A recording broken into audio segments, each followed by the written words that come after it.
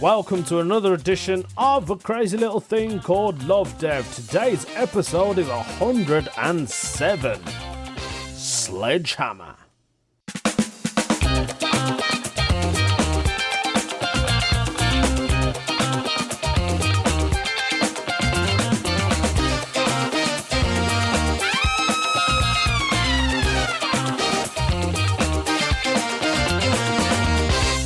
I'm back. Yes, when I say I'm back, I mean I'm back from holiday. So I didn't get a chance to record my podcast. I did get back last week, Wednesday. So I thought, let's do a little podcast for everyone, you know. Yeah, man, I'm good. I had a good holiday. It was all right. I had a bit of a dilemma, though. When I got to the airport, I literally thought, yeah, 2 hours, that's enough time before we check in. Oh my God, I've never seen the airport so busy. I think in my mind, I still thought we was, in the lockdown period. I thought no one's going to fly out. Because last year it was kind of quiet, do you know what I mean? There weren't that many people flying out. But oh my God, I got to the airport. And it was so early as well because our flight left it left at 6 a.m. in the morning. That was the schedule for it to fly out. So I said to my wife, I said, we all need to go to bed early. When you got kids, that don't happen at it.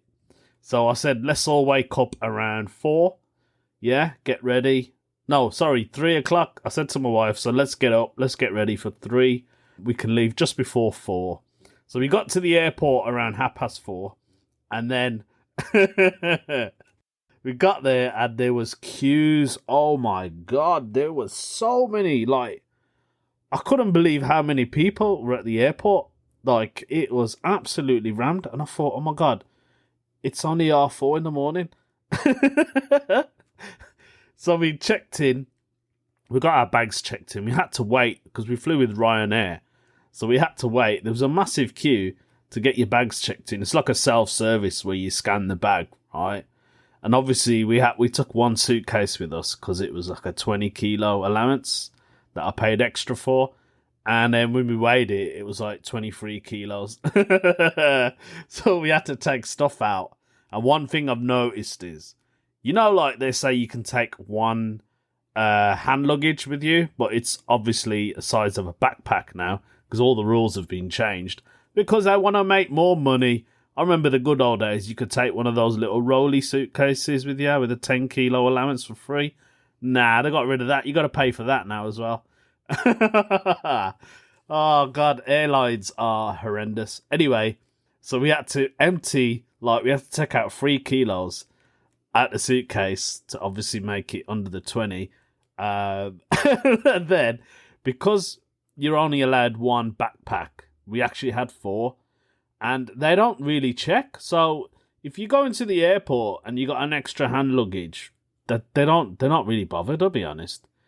They're not fussed as long as it can get into the cabin thing, the luggage space area at the top of your seats. Long as it can get in the holdall, that's it. That's what it's called. You're absolutely fine. So anyway, we had a right palaver because there was as I mentioned, there were so many people.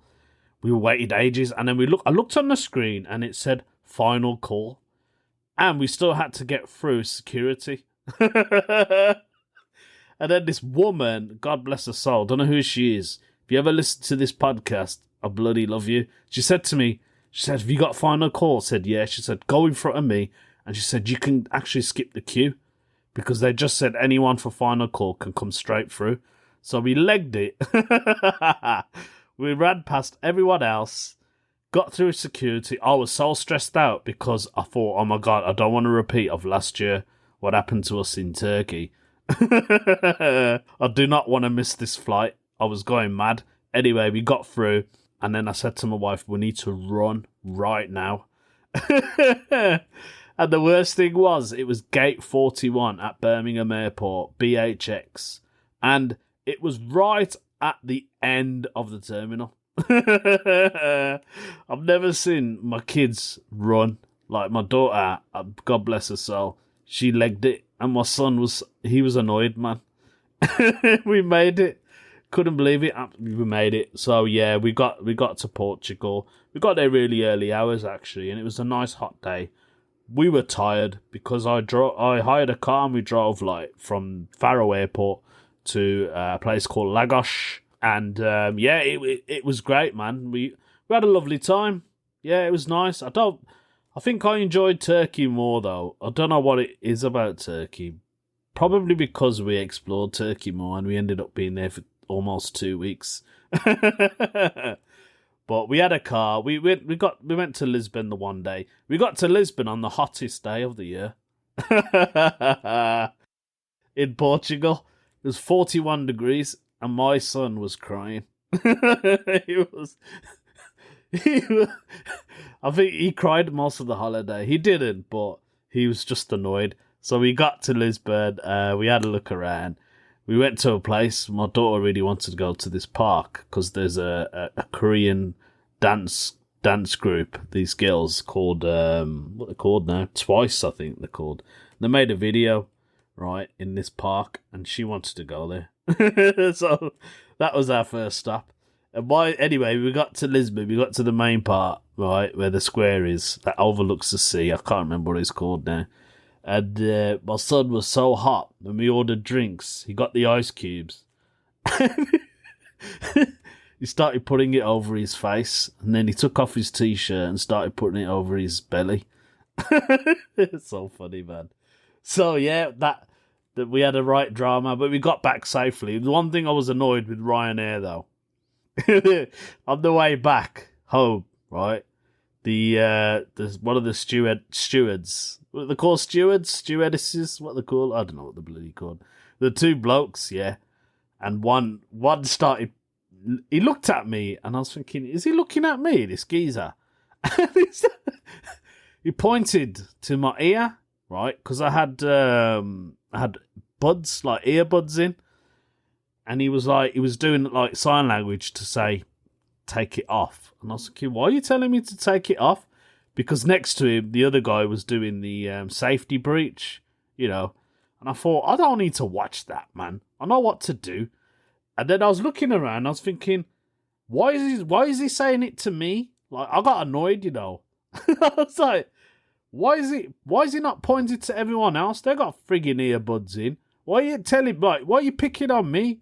Like, is it because I'm an Asian guy? You know, when you start thinking like that. But then his name was Mohammed, and he was an Arab, and he was gay. He was a gay man.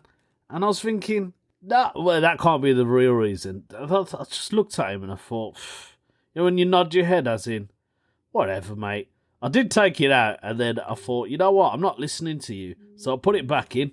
I'm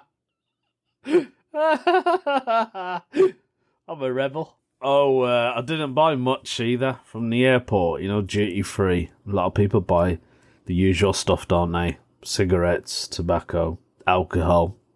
Do you know what I bought? I'm looking at it right now. I bought one thing from the airport, and it's a giant Kinder Egg. It's like a mascot Kinder Egg, yeah. And he's like a pilot, so he's got a pilot hat on, and he's got sunglasses, and he's absolutely adorable. I don't care about the Kinder Eggs that come in it. You get 7 eggs in there, right? Wasn't bothered about them. I don't know, I just looked at him and I thought, God, this guy's cute, man. So I bought him.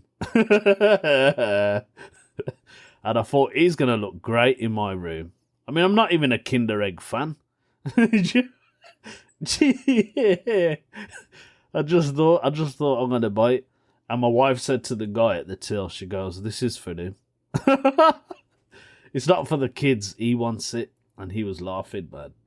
So yeah, I had a great time. I hope you all had a lovely time off. Those of you in the UK, if you celebrating the school holidays and you guys went away, hope you had a nice trip. I'm gonna crack on and let's do Ask the UK. This has been posted by Noan, and her question is wedding related. So I thought, do you know what?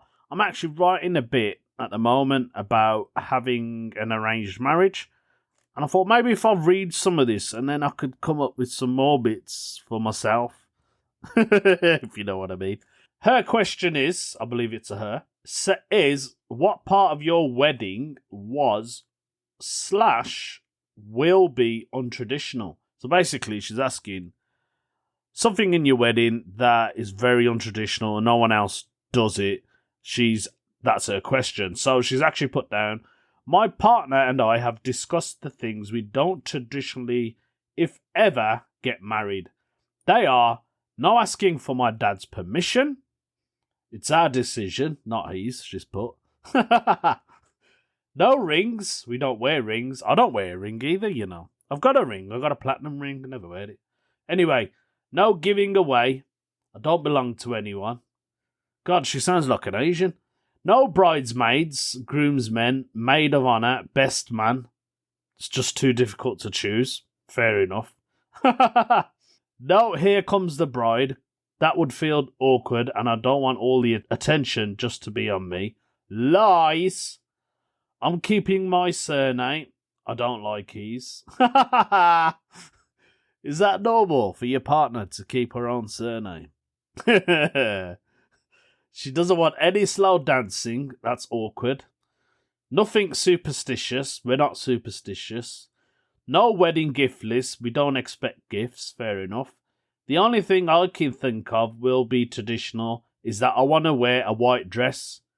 We might get married somewhere in private, then come back and throw a party. A lot of people do that, don't they?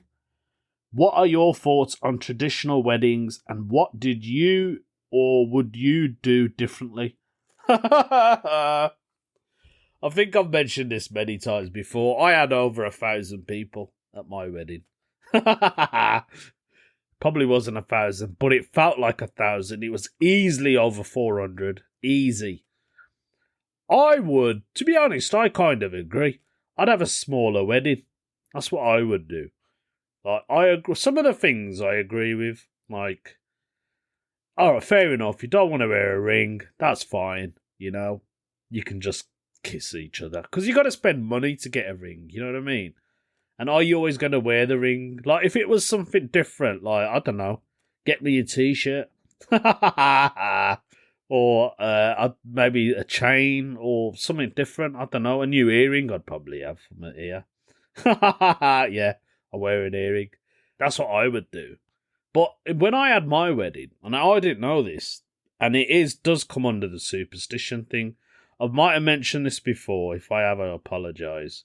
Now, I don't think I have, but but after I got married, I didn't know this, but my family had this tradition where I had to walk around a tree 5 times with my wife, and then we were allowed to be together. I don't know what the whole process of walking around the tree meant, but apparently it was something to do with my surname or my ancestors. They did this thing, and that was like news to me. Do you know what I mean? I had no warning of having to do this before my wife could even come close to me, and I thought that was really bizarre, and she found it bizarre as well because she said to me, I've never seen anyone else do this. I was like, yeah, me too. And that tree is still in my mum and dad's garden. Anyway, yeah, so that was the question she's put. I'm going to put down what other people have said to her response. Someone has put down, we got married on a boat travelling up the River Thames. The registrar came on board, did the ceremony, then the bar opened and we partied. But during the trip, there was torrential rain. Oh, God. The riverbank burst and the area was flooded. This meant the boat could not dock where it was supposed to, since the water level was too high. We had to dock somewhere else, and even then, couldn't actually get to the bank. The boat got as near as it could, and we had to paddle to shore. We have the best wedding video ever. It ends with women lifting their posh frocks up, round their waist and paddling through knee-deep water. The grandma and her wheelchair had to be lifted and carried on the shoulders of 4 strong men. Presents were balanced on heads, native bearer fashion. Some people, the worst for alcohol, fell in the river and had to be rescued. Can't imagine a better wedding than that. That is brilliant. Do you know what? That is so good. I'm not even going to read anyone else's comments. The thing is, they kind of kept to their tradition, and although it never went the way it really wanted to, they ended up having a right laugh at the end, and I like that. That's the whole spirit, you know? Some things are meant to be like that. I don't know, what have you guys ever had anything that you didn't want at your wedding? I think a friend of mine, from what I remember, she had a goth wedding. That's what she told me. So when she said, when we're getting married, we're not having the traditional wedding. We're just going to have a proper goth party. And I like that. And I think that's how it should be. You know, if you want your wedding in a certain way, have it. Who cares? It's your big day. Your and your partner's big day. However you both want to have it, do it your way. That's what I say. Like McDonald's, innit? Have it your way. Is it McDonald's who say that? I don't know. I'll tell you what, I'll have my way. Look at this. Professionalism. Going back to my holiday, I remembered now something that I forgot to mention. So, because I said I hired a car, right? And obviously in most parts of Europe and the world, people drive on the right. And I was a bit worried about this at first. But I've drove many times on the right. But for the first time, I hired a car that was an automatic. I haven't drove automatics very often, and I was a bit worried.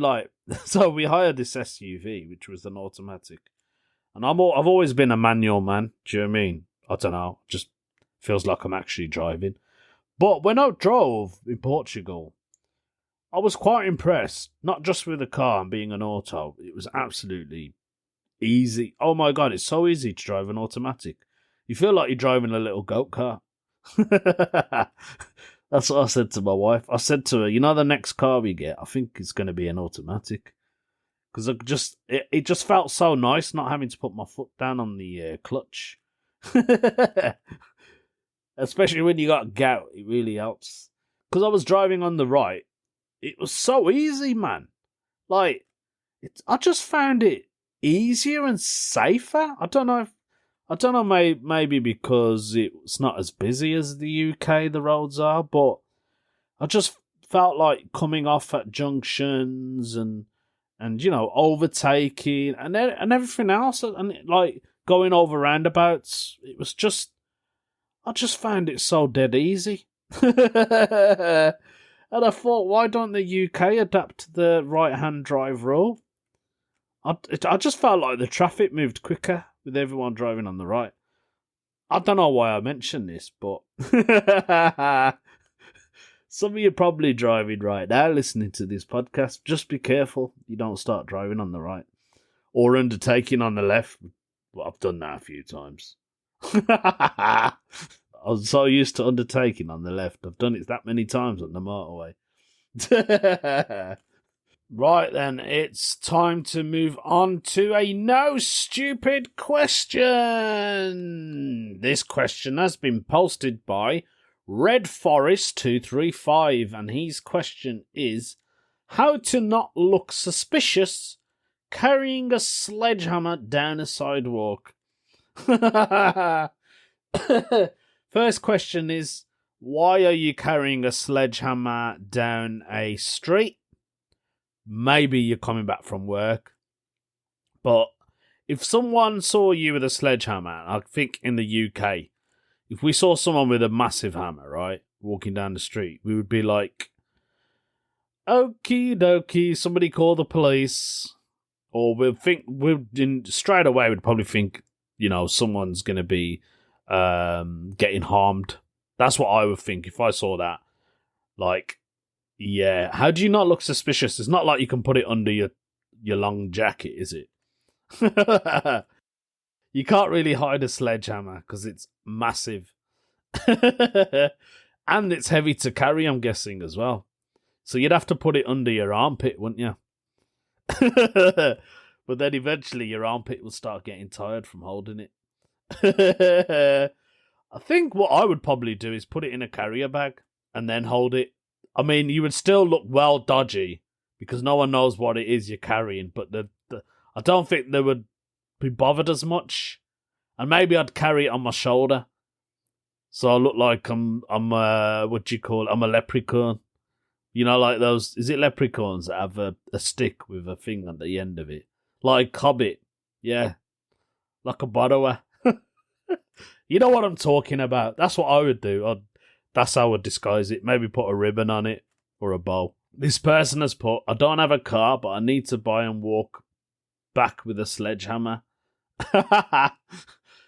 It's a very long handle sticking out of my backpack, but it still looks suspicious.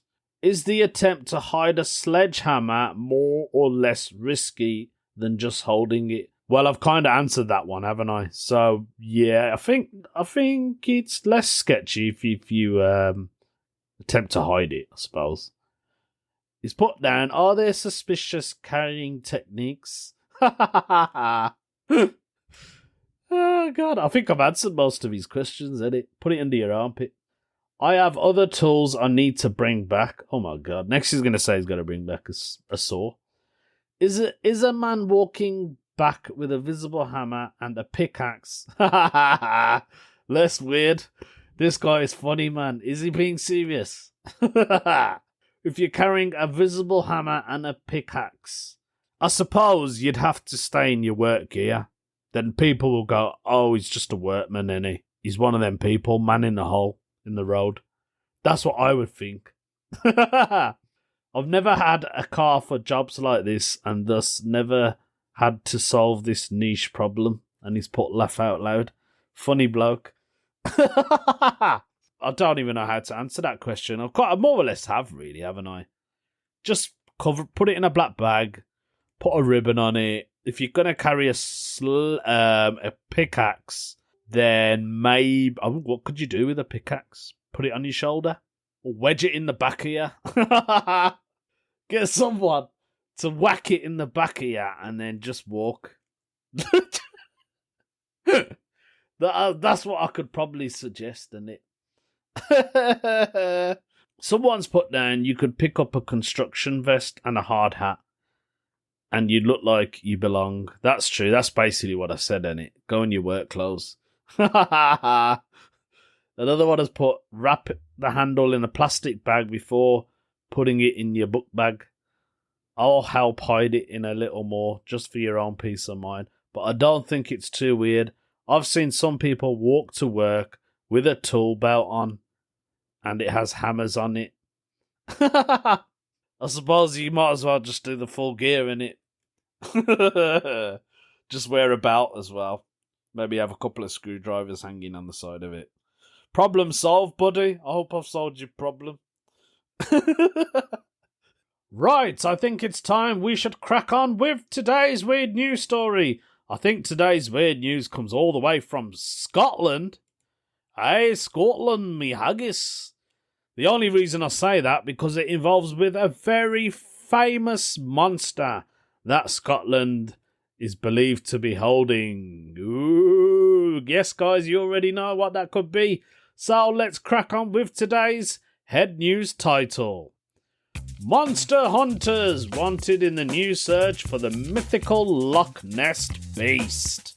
Yes, ladies and gentlemen, it's all about the Loch Ness monster. So, the Loch Ness Centre in Scotland is calling for budding monster hunters. I would definitely do it if I got paid. And volunteers to join in what is dubs the largest search for the Loch Ness monster since the 1970s. The visitor attraction said this week that modern technology, such as drones that produce thermal images of the lake, will search the waters in a way that has never been done before. The new surface water search for the fabled Nessie, planned for the weekend of August the 26th and the 27th. is billed as the largest of its kind since the Loch Ness investigation. Bureau studied the loch for signs of the mythical beast in 1972. The Loch Ness Centre is located at the old Drumnadrochit Hotel, I think that's how I said it, where in 1933 manager Aldi Mackay, shout out to Aldi Mackay, reported spotting a water beast in the Loch Ness, the largest body of fresh water by volume in the United Kingdom, and one of its deepest. The story kicked off an enduring worldwide fascination with finding the elusive monster, spawning hoaxes and hundreds of eyewitness accounts. Numerous theories or explanations have been put forward over the years, including that a creature may have been a Plesiosaurus, a prehistoric marine reptile, or a giant eel, or even a circus elephant. The Loch Ness Centre said its team will deploy drones equipped with infrared cameras so they can produce these thermal images from the water in the air. A hydrophone will also be used to detect acoustic signals under the water. Volunteers will be asked to keep an eye out for any breaks or other movements in the water, with guidance from experts on what to look out for and how to record their findings. It's our hope to inspire a new generation of Loch Ness enthusiasts, said Alan McKenna of the Loch Ness Exploration, a voluntary research team taking part in the upcoming search. By joining this large-scale surface watch, you'll have a real opportunity to personally contribute towards this fascinating mystery that has captivated so many people from around the world. There we go. So basically, they're looking for the Loch Ness Monster. It wasn't as weird as I thought, but oh well, it's still a weird news story. Let's hope they find it. And if not, they can listen to my podcast. If you enjoyed today's podcast, do give it a little thumbs up. Click on the like, send it to your friends, give it a little shout out. I need to get back in the charts. Basically, that's what I need to do. Have a lovely weekend. See you later.